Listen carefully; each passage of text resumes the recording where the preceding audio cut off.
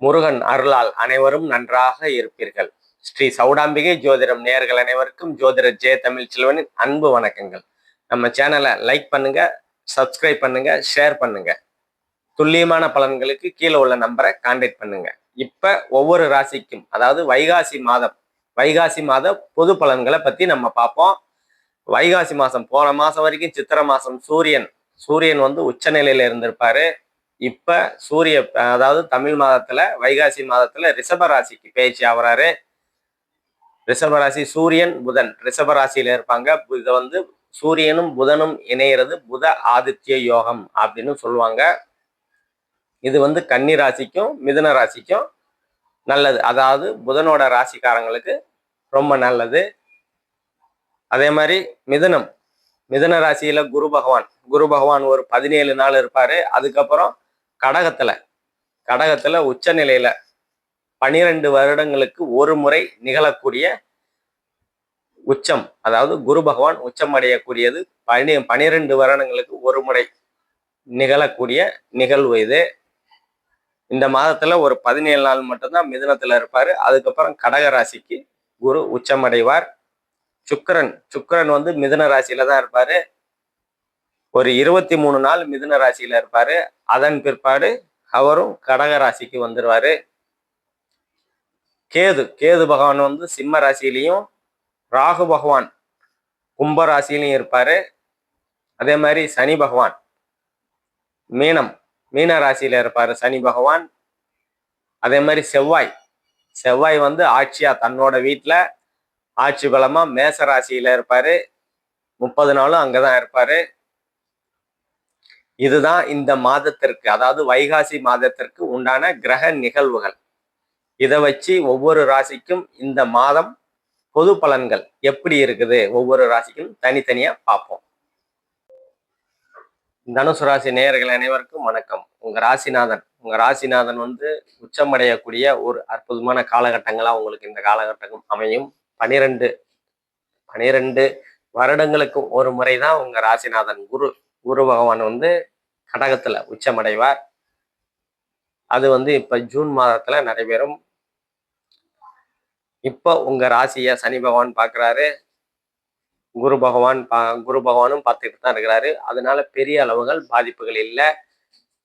இப்ப உங்க ராசிக்கு 8ஆம் இடத்துல மறையிறதுனால ஏதாவது பிரச்சனையா அப்படின்னு பார்த்தா அதுக்கும் வாய்ப்பு இல்லை. ஏன்னா உங்க ராசிநாதன் குரு பகவான் உச்சமடைகிறதுனால பெரிய பாதிப்புகள் கண்டிப்பா கிடையாது. உங்க ராசிக்கு 3ஆம் இடத்துல ராகு பகவான் இருக்கிறாரு. 3ஆம் இடம் வந்து முயற்சி ஸ்தானம், இளைய சகோதர சகோதரி ஸ்தானம், தைரியம் வீரியம் வெற்றி விஜயஸ்தானம் சொல்லுவோம். ராகு இருந்து கொடுத்து கொண்டு வந்த பிரச்சனைகள்ல குரு பார்வையில இருக்கிறதுனால பெரிய அளவுகள் பாதிப்புகள் இல்லை. இப்ப குரு பார்வை அந்த ராகு விட்டு விலகும் போது உங்க தைரியங்கள் கொஞ்சம் குறையத்தான் செய்யும். முயற்சிகள் அந்த அளவுக்கு பலன் தர முடியாத சூழல்கள்லாம் ஜூன் மாதத்திற்கு பிற்பாடு இருக்கும். அதெல்லாம் கொஞ்சம் கவனமா கடந்து போங்க. அது இல்லாம இளைய சகோதர சகோதரி அவங்க மூலியமா கொஞ்சம் கருத்து வேறுபாடுகள், மனக்கசப்புகள் இருக்கதான் செய்யும். அதையும் கொஞ்சம் கவனமா கடந்து போங்க. உங்க ராசிக்கு 2ஆம் இடத்தை, அதாவது குரு உச்சமாகி உங்க ராசிக்கு 2ஆம் இடத்தை பார்க்கும்போது பொருளாதார முன்னேற்றம் அதுல எல்லாம் ஒன்றும் குறைவு இருக்காது. பொருளாதாரம் நல்லா இருக்கும். குடும்பம் அமையக்கூடிய சூழ்நிலைகள், ரொம்ப நாளா வந்து குடும்பம் அமையல, அதாவது திருமணம் ஆகல, பொண்ணு பார்த்துக்கிட்டு இருக்கேன், மாப்பிள்ளை பார்த்துக்கிட்டு இருக்கேன், 1.5 வருஷமா பார்த்துக்கிட்டு இருக்கேன், 2 வருஷமா பார்த்துக்கிட்டு இருக்கேன் அப்படின்ற அமைப்புகள் இருந்தது அப்படின்னா இப்ப உங்களுக்கு குடும்பம் அமையக்கூடிய சூழ்நிலைகள். 2ஆம் இடத்தை குடும்பஸ்தானத்தை குரு பகவான் உச்ச குருவாகி பார்க்கறதுனால, உங்க ராசிநாதன் ஆகி பார்க்கறதுனால குடும்பம் அமையக்கூடிய சூழ்நிலைகள், அதாவது திருமண யோகங்கள் கைகூடி வரக்கூடிய நல்ல அமைப்புகள் இந்த காலகட்டத்தில் உங்களுக்கு நல்ல விதமா இருக்கும். அதே மாதிரி 4ஆம் இடத்துல சனி பகவான் இருக்கிறாரு. தாய் வீடு வாகனம் கல்வின்னு சொல்லுவோம். மாணவர்கள் கல்வியில கவனமா இருக்க வேண்டிய காலகட்டங்கள். அதே மாதிரி தாயார் உடல்நிலையில இந்த காலகட்டத்துல கொஞ்சம் கவனமா இருக்கிறது நல்லது. தாயார் உறவினர்களால கருத்து வேறுபாடுகள், மனக்கசப்புகள்லாம் இருக்கத்தான் செய்யும். அதை கவனமா கடந்து போறது உங்களுக்கு இந்த காலகட்டத்துல நன்மையை கொடுக்கும். அதே மாதிரி 5ஆம் இடத்துல செவ்வாய் இருக்கிறாரு. செவ்வாய் இருக்கிறதுனால 5ஆம் இடம் வந்து குலதெய்வம், பூர்வ புண்ணியம், புத்திர சந்தானம் சொல்லுவோம்.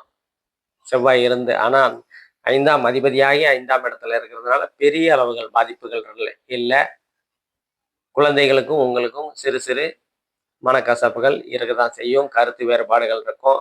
சின்ன குழந்தைகளா இருந்தா கொஞ்சம் உடல் உபாதைகள் இருக்கும். அதெல்லாம் கொஞ்சம் பார்த்து கவனமா இந்த காலகட்டத்துல குழந்தைகளை வச்சுக்கோங்க.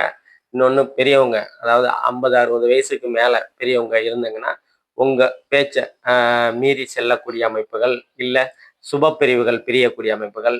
இப்ப 12ஆம் இடம், 12ஆம் இடத்துக்கு 8, 12ஆம் சுபத்துவம் அடைகிறதுனால சுப பிரிவுகள், குழந்தைகளுக்கும் உங்களுக்கும் சுப பிரிவுகள் வேலை கிடைச்சி சொந்த ஊரை விட்டு ஒரு 400, 500 கிலோமீட்டர் செல்லக்கூடிய அமைப்புகள், இல்லை வெளிநாடு செல்லக்கூடிய அமைப்புகள்லாம் வந்து குழந்தைகள் மூலியமா உங்களுக்கு குழந்தைகள்கிட்டையும் உங்ககிட்டயும் கொஞ்சம் பிரிவுகள் இருக்கக்கூடிய அமைப்புகள் இந்த காலகட்டத்தில் தனுசு ராசிக்காரங்களுக்கு கண்டிப்பா இருக்கும். இப்ப 12th முடிச்சுட்டாங்க, குழந்தைகள் 12th முடிச்சுட்டாங்க அப்படின்னா காலேஜுக்காக பெற்றவங்களை பெத்தவங்களை விட்டு வெளியில, அதாவது கொஞ்சம் தூரமா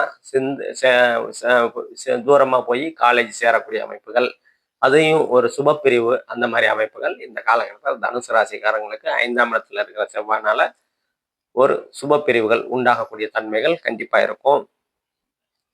அதே மாதிரி 6ஆம் இடத்துல சூரியன் புதன் இருப்பாங்க. புதன் அங்க ஒரு 15 நாட்கள் இருப்பாங்க. சுப கடன்கள் உருவாகக்கூடிய தன்மைகள் இருக்கும்.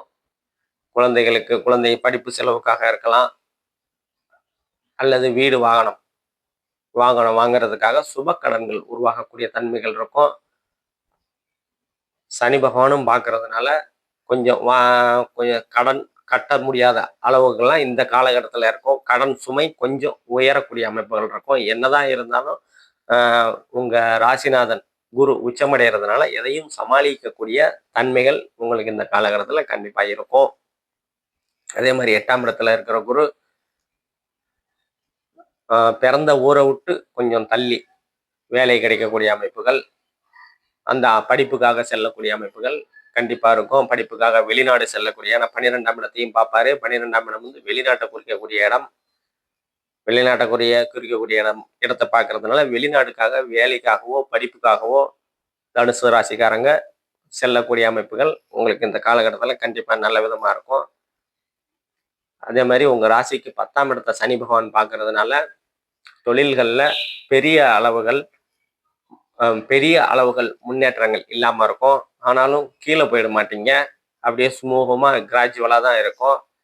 பெரிய அளவுகள் பாதிப்புகள் இல்லை. இன்னொன்னு உங்க 11ஆம் இடத்தை செவ்வாயும் பார்க்கறதுனால லாபங்கள் கொஞ்சம் குறையக்கூடிய அமைப்புகள். 100 வந்த இடத்துல ஒரு 80, 90 கொஞ்சம் சிறு குறைவு இருக்கத்தான் செய்யும். அதே மாதிரி 11ஆம் இடம் மூத்த சகோதர சகோதரியை குறிக்கக்கூடிய இடம். அண்ணன் அக்கால் கிட்ட கொஞ்சம் மனக்கசப்பு, கருத்து வேறுபாடுகள் இந்த காலகட்டத்தில் இருக்கும். அதை கவனமா கடந்து போறது உங்களுக்கு இந்த காலகட்டத்தில் ஒரு நன்மையை கொடுக்கும்.